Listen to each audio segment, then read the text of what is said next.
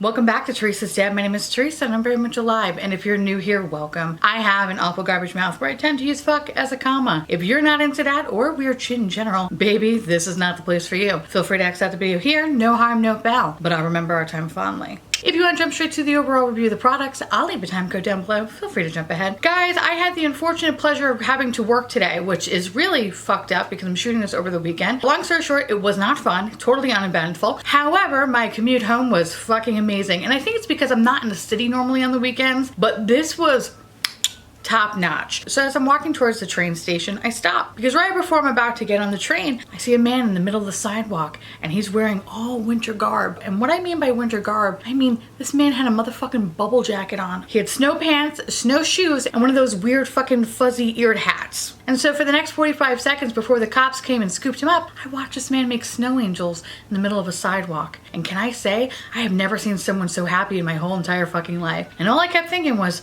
fuck, it really is Christmas in July. So as I bypassed that situation, because it's the weekend, the trains are pretty much all fucked up. So I had to wait a very, very long time for my train to come in and to only go out of service. So great, fine, fucking amazing. So I had to wait another fucking 10 to 15 minutes for another train to come. And then I hear in the distance, hey, I'm walking here.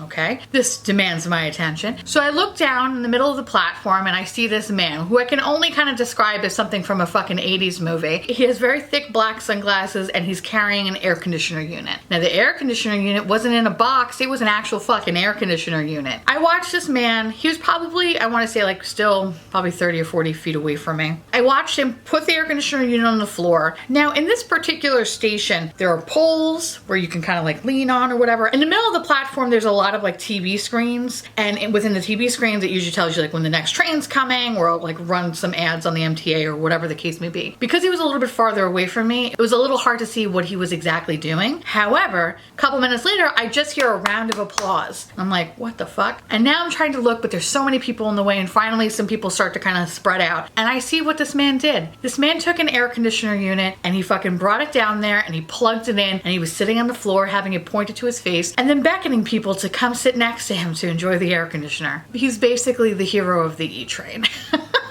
And had I been close to him, I sure as fuck would have sat right next to him. I mean, granted, he looked a little fucking crazy, but you know what though? Anyone with an air conditioner on a 90-degree day is my best friend. Anyway, so that was my commute home. How was yours?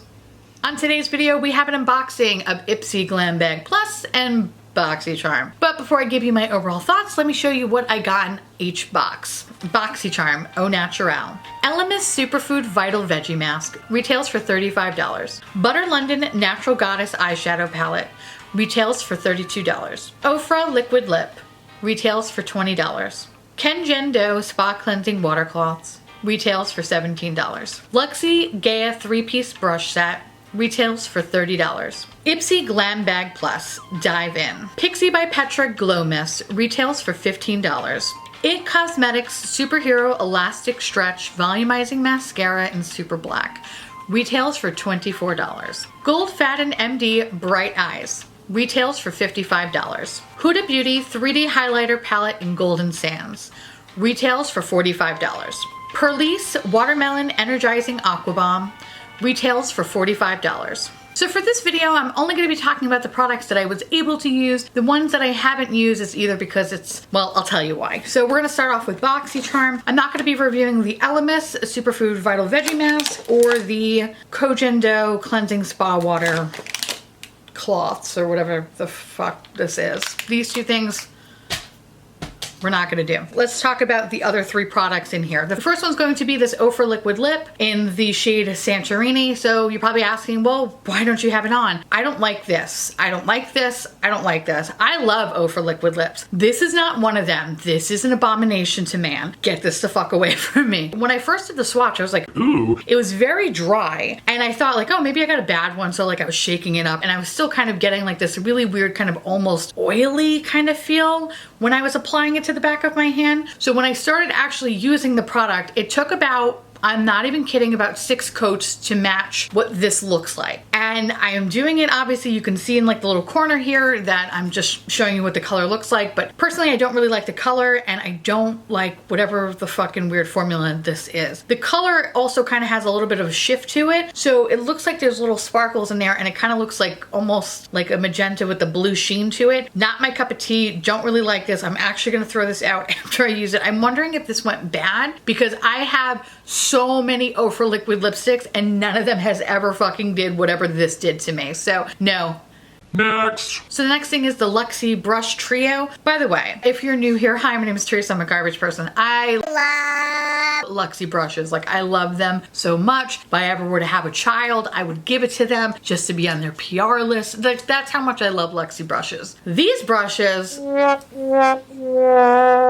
don't know what the fuck they did, but it just felt like it wasn't the Lexi that I know. First and foremost, I love the packaging of this. It looks slightly a little bit different. They're definitely a little bit lighter than the normal Lexi brushes. I like how they have like this faux wood print. I think that's really pretty. Now the first brush is a foundation brush, and this is the 510. I don't like foundation brushes like this. I just don't understand them. I feel like when I was applying it, it looked okay, especially like in my cheek kind of area. When I got over my nose, it just really looked streaky. It was also like making my skin look very, very dry. Wasn't a fan of that. I find this also to be very painstaking because you can only do so much with the product. At least with the kabuki brush, you could kind of work fast. This one, you kind of like painting in slabs. Wasn't my cup of tea. Also, I don't like the bristles on this. They are kind of a little bit rough, which is unusual for Lexi brushes because I find that they're very, very soft. These, no, I don't like them. I really don't know what exactly the fuck is going on with this. Maybe I got a bad brush, because I would hate to think that this is going to be future quality. I would fucking hate that, because then I gotta find a new brush fucking company, because fuck that shit. This I was not a fan of, did not like it.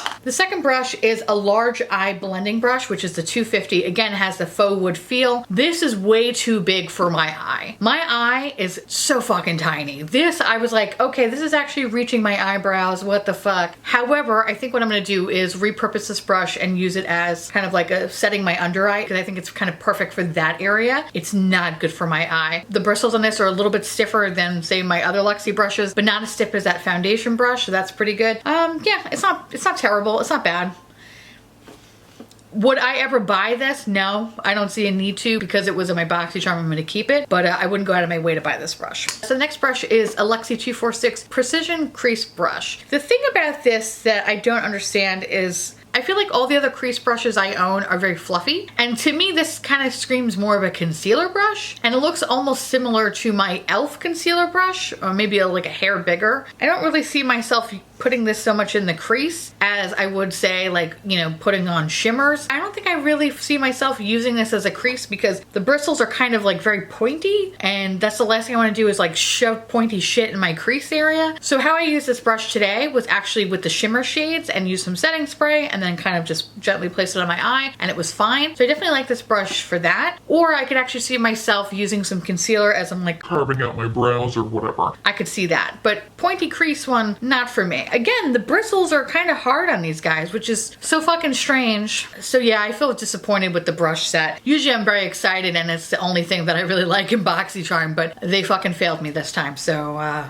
yeah. And last but not least, let's talk about the Butter London Natural Goddess eyeshadow palette. I've never tried anything from Butter London before because I just, and maybe I'm wrong, but I just assumed Butter London only did nail polish. So I was like, they do makeup too? Bitch, what the fuck? Where have I been? In any case, this palette is really, really pretty. I love the packaging on it. It has like this faux kind of wood feel. It actually matches the Lexi brushes, which I think is really cute. And I also like the little flowers here and all that stuff. When you open her up, you get a nice eye-size mirror, and then you get 6 shades. So this color story reminds me of the Lime Crime Venus XL2, with the exception of this pop of blue over here, or teal, or whatever the fuck that is. And I have to say, the first thing I noticed about these shadows is that they are incredibly creamy. Super fucking creamy, which isn't a bad thing. In terms of the quality of these guys, you know, I think they're not terrible. They're not the best things that I've ever used, but certainly not the worst palette that I've ever received in a Boxycharm. I think what I liked about them is that they were very, very smooth. I felt that they were pretty pigmented, although I feel like I did have to go in a couple of times, especially with this brown color, to make sure that it was in my outer corner, and still then it kind of looks a little faded. The description of this palette in the Boxycharm card card mentions that these are long lasting.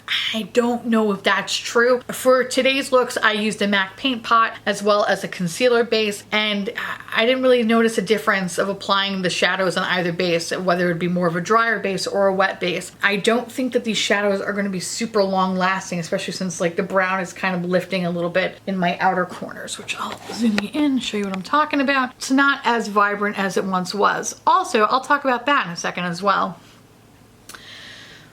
Now, I was having a really good time playing with this palette until I used this shade and this shade with some setting spray. When I did that, all hell broke loose and it actually burnt my fucking eyeball. Not Menagerie Cosmetics chemical burn, but enough for me to like scratch a little bit over here. And now on the side, it's actually kind of like a little sticky and wet. So I definitely think there's some eye irritation when using a setting spray, which sucks because I feel like the shadows itself, if there was no setting spray, I mean, they look okay, but it's not as vibrant as it could be. I feel like with the setting spray, it added some vibrancy. However, it also irritated the fuck out of my eyeballs. So I'm not really a fan of that. Overall, I really do like the looks that I created with this palette. I think they're really pretty. They're very soft and super work appropriate. I just don't like the fact that the shimmers are kind of a little bit on the weaker side. But again, this is probably the best palette that I'm gonna receive this year in Boxycharm, so it wasn't terrible. So I'm curious to know if you guys do get Boxycharm, if you did experience the kind of burning that I did with these shadows. But so yeah, so the palette's not terrible, but it's not amazing either. But it's better than I expected, which means it's amazing in Boxycharm's eyes. So I guess I got my money's worth.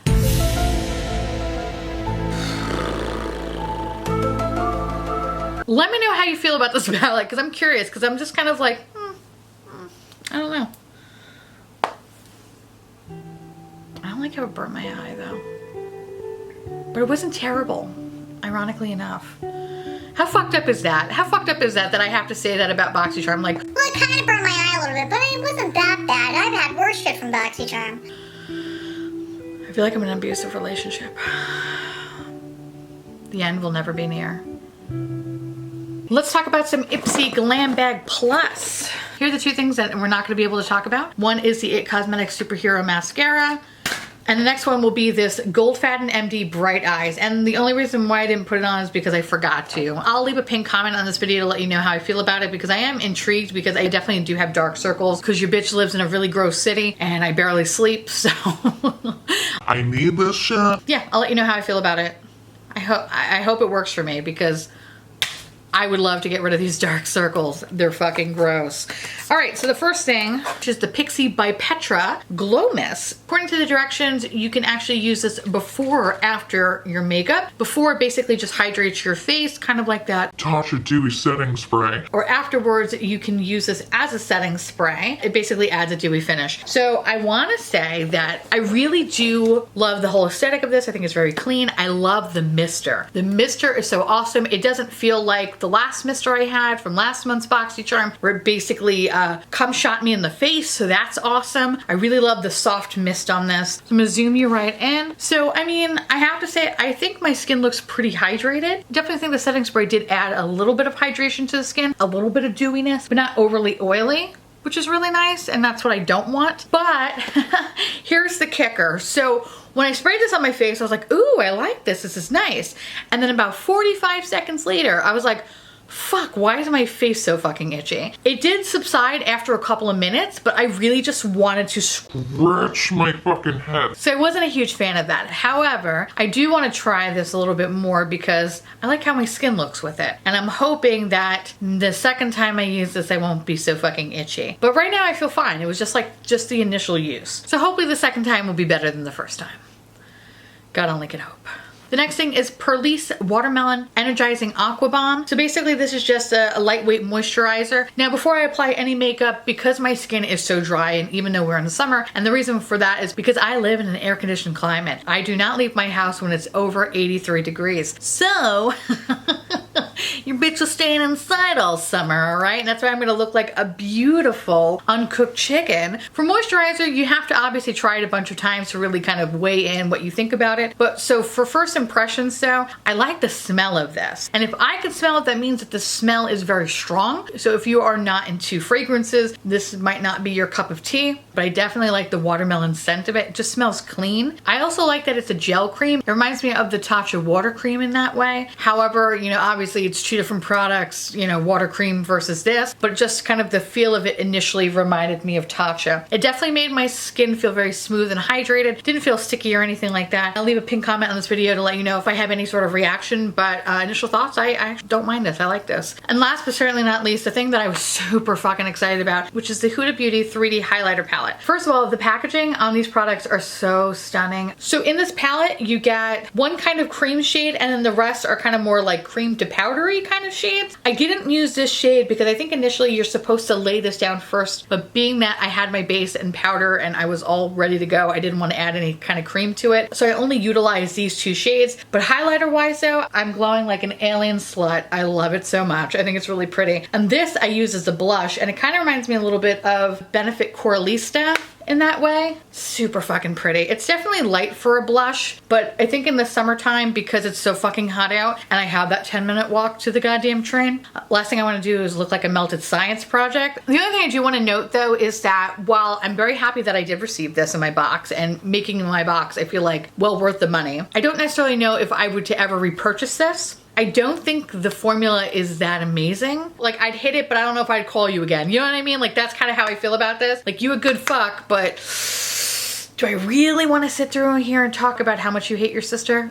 I don't know. So yeah, kind of on the fence about this, but again, very happy that I did receive this in my box because I've been meaning to try this. So with that said, those are my two boxes. So if I had to pick between which box I think is the best for this month, the winner easily goes to Ipsy. I have to say though, out of all the subscription boxes, Ipsy Glam Bag Plus has been fucking killing it. I'm really happy to be an Ipsy member again. Like this makes me very happy. And Boxycharm, you just disappoint me. I feel like Boxycharm is that one kid that just constantly fucks up all the time and you're like why did you steal that person's car? I feel like for every good box there's at least 4 bad boxes. I laugh because it's true. So let me know down below if you received any of these boxes and whether or not you got the same variation or something different or whatever, or if you like one box over the other, or if you want to see me review something entirely different. Let me know down below because I love hearing from you guys. And on that note, I want to say thank you so much for watching. I truly appreciate it as always. Feel free to like, comment, hit that fucking subscribe button. It's free. And hit that bell icon for notification of all my future posts. Follow me on Twitter, Instagram, Facebook, Snapchat. On Thursdays, we do a podcast called The Miserable 3, and sometimes I'm on my husband's Twitch. And I'll see you little pumpkins later. Bye.